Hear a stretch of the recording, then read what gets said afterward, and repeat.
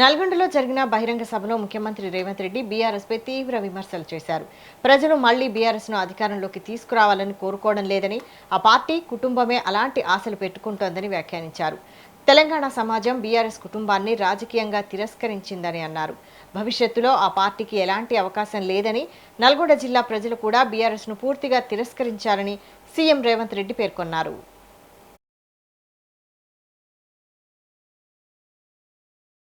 ఇద్దరు తొడేళ్లలాక తెలంగాణ మీద పడి తిరుగుతున్నారు.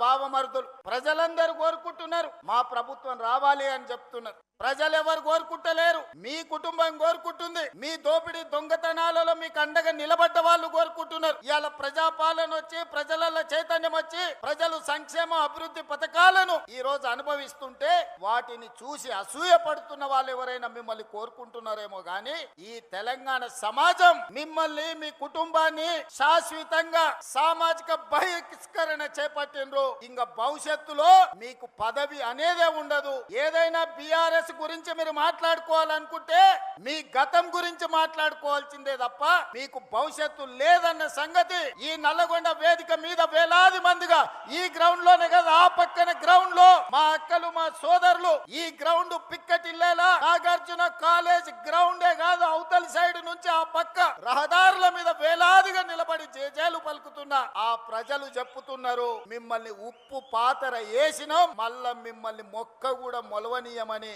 నల్గొండ జిల్లా ప్రజలు చెప్తున్నారు.